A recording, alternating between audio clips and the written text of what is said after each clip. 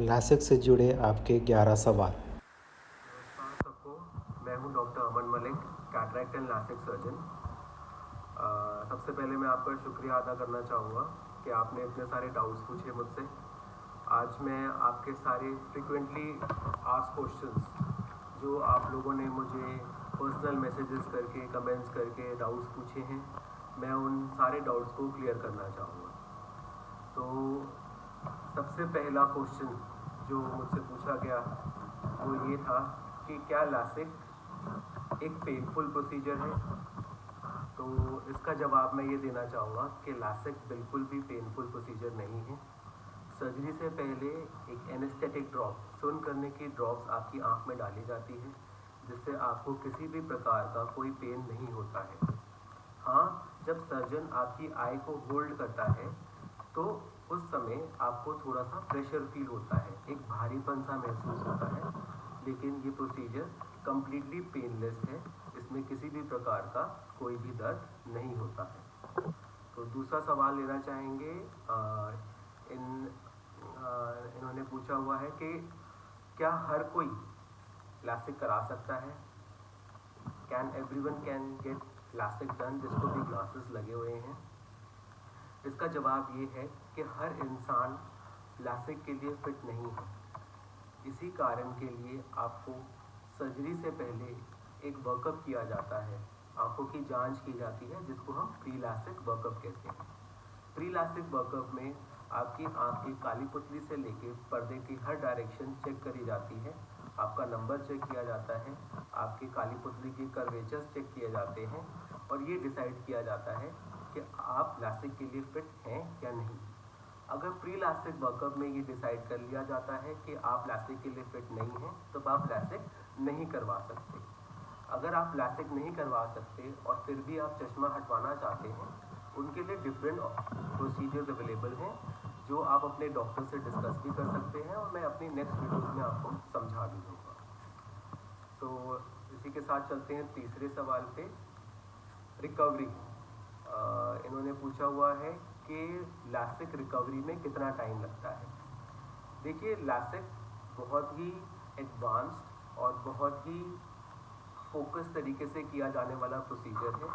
Next day ही आपको पता चल जाता है कि आपकी विजन क्लियर हो चुकी है। 2-3 दिन में ही ऑलमोस्ट फुल रिकवरी हो जाती है, लेकिन फिर भी 1 हफ्ते तक आपको प्रिकॉशंस रखने होते हैं। वो प्रिकॉशंस ये होते हैं कि जब भी आप बाहर जाएं तो आप काला चश्मा ज़रूर पहनें। ये काला चश्मा लाइट से बचने के लिए नहीं है, ये काला चश्मा इसलिए एडवाइजेबल होता है ताकि कोई भी धूल, मिट्टी, गर्मी, पॉल्यूशन आपकी आँख के अंदर ना जाए। और दूसरा प्रिकॉशन, जो मेन प्रिकॉशन है, वो ये है कि आप हेड वॉश नहीं ले सकते, आपके आँख में पानी नहीं जा सकता सिर्फ 1 हफ्ते तक। 1 हफ्ते तक हमें नेक बाथ लेना होता है। नेक बाथ का मतलब होता है कि आप गर्दन से नीचे नीचे लाएं। बाकी लैपटॉप, टीवी, मोबाइल सब कुछ आप यूज़ कर सकते हैं, और लगभग 2-3 दिन बाद अपना रेगुलर वर्क आप स्टार्ट कर सकते हैं। तो चौथा सवाल है चौथा सवाल बड़ा ही रोमांचक है। इसमें पेशेंट ने पूछा हुआ है कि अगर मैं प्रोसीजर के दौरान अपनी आंखें मूव करूंगा तो क्या लेज़र मेरा स्किन या मेरी नाक या मेरा सर जला तो नहीं देगी। देखिए, ऐसा आपने पिक्चरों में ज़रूर देखा होगा, फिल्म्स में देखा होगा कि किसी ने अपनी आंख हिला दी या कुछ ऐसा कर दिया। मूवी का नाम फाइनल डेस्टिनेशन है कि उस लेज़र ने आपका फेस या कुछ और हिस्सा जला दिया। ये बिल्कुल भी पॉसिबल नहीं है। हर मशीन में एक आई ट्रैकर लगा होता है। उस आई ट्रैकर का काम ही ये होता है आपकी आईज को ट्रैक करना। अगर आप अपनी आईज थोड़ी सी भी मूव करते हैं तो वो ट्रैकर बंद हो जाता है। तो ये टोटली सेफ प्रोसीजर है। जब तक आप उसमें सेंटर में फोकस नहीं करेंगे तब तक लेज़र फायर नहीं होगा। अगर ट्रैकर के अराउंड आपकी आंख चले जाए या आपका फेस हिल जाए तो वो लेज़र फायर नहीं होगा। और वो जो लेज़र है वो एक वेल कंट्रोल्ड सर्जन के हाथ में रहता है। तो सर्जन उसको तभी फायर करता है जब आप उसके लेज़र की लाइट में अच्छे से फोकस कर रहे हो। जनरली मैक्सिमम लेज़र्स 10 से 15 सेकंड के टाइम में हो जाता है, और इस टाइम में ही आपको अच्छे से फोकस करना होता है। तो तो पांचवा सवाल है, हाँ ये बहुत ही इम्पोर्टेंट क्वेश्चन पूछा है इन्होंने कि क्या मेरा चश्मे का नंबर वापस आएगा। ये डाउट हम सबके दिमाग में रहता है कि लैसिक कराने के बाद क्या मेरा चश्मे का नंबर वापस आएगा या नहीं। इस सवाल को मैं डिटेल में समझाना चाहूँगा। देखिए, आप ये समझिए कि हमारी बॉडी में हम कोई भी प्रोसीजर करते हैं तो हमारी बॉडी उसको हील करने की कोशिश करती है, उस घाव को भरने की कोशिश करती है। ये एक नेचुरल फिनोमिना है। जैसे मान लीजिए मैंने अपने कान में छेद कराया बाली पहनने के लिए, अगर मैं बाली नहीं पहनूं तो कान का छेद अपने आप बंद हो जाएगा। तो सेम तरीके से जब हम कॉर्निया का लेज़र करते हैं तो हमारी बॉडी कोशिश करेगी उसको हील करने की। तो जब वो हील करने की कोशिश करेगी तो वो कॉर्निया वापस अपनी शेप पे आने की कोशिश करेगा। पर लैसिक में ऐसा क्यों नहीं होता और क्यों ये प्रोसीजर सक्सेसफुल है? ये इसलिए सक्सेसफुल है क्योंकि ये देखा गया है कि कॉर्निया अपनी शेप वापस नहीं ले पाता। इसलिए हम उसको जिस शेप में, नॉर्मल शेप में जो हम वापस कर देते हैं लेज़र से, तो वो हीलिंग पैटर्न इस तरीके से होता है कि आपका कॉर्निया दोबारा से बेंड नहीं होगा, दोबारा से चश्मे का नंबर नहीं आएगा। तो इसलिए 95% केसेस में चश्मे का नंबर वापस आ जाता है, और नहीं आता है, सॉरी 95% केसेस में चश्मे का नंबर वापस नहीं आता। अब रह गए 5% केसेस। 5% केसेस में हल्का बहुत नंबर वापस आ सकता है, जिसको हम रिग्रेशन कहते हैं। ये वेरिंग हीलिंग पैटर्न्स की वजह से होता है कि कुछ लोगों का हीलिंग रिस्पॉन्स बहुत अच्छा है तो उसका कॉर्निया वापस अपनी जो चश्मे वाली शेप में वापस आने की कोशिश करता है। लेकिन इन मरीजों में भी नंबर कभी भी इतना ज़्यादा वापस नहीं आता कि आप दोबारा से डिपेंडेंट हो जाएं ग्लासेस पे। तो इसलिए आपको ये समझाया जाता है लैसिक जो है वो आपकी डिपेंडेंसी ऑन ग्लासेस को कम करने के लिए है। ये नंबर को 0 या 0.5 तक तो ले आता है, लेकिन अगर आपका नंबर 8, 9, 10 ऐसे हाई नंबर है तो आपका नंबर 0.75, 1 तक भी वापस आ सकता है। 5% केसेस में ही ऐसा देखा गया है।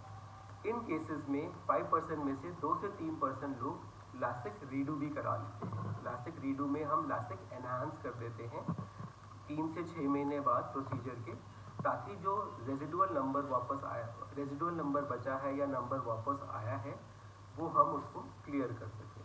तो इसमें कोई भी घबराने की बात नहीं है। 95% केसेस में नंबर वापस नहीं आता, आपका दूर का नंबर हमेशा के लिए हट चुका है।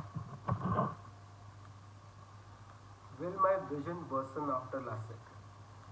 इन्होंने पूछा है क्वेश्चन कि क्या मेरी विजन, क्या मेरी नज़र लैसिक के बाद और ख़राब हो जाएगी? नहीं, लैसिक के बाद तो नज़र बिल्कुल परफेक्ट हो जाएगी। लैसिक के बाद सबकी विजन 6/6 या उसके बियॉन्ड 6/5 भी हो जाती है।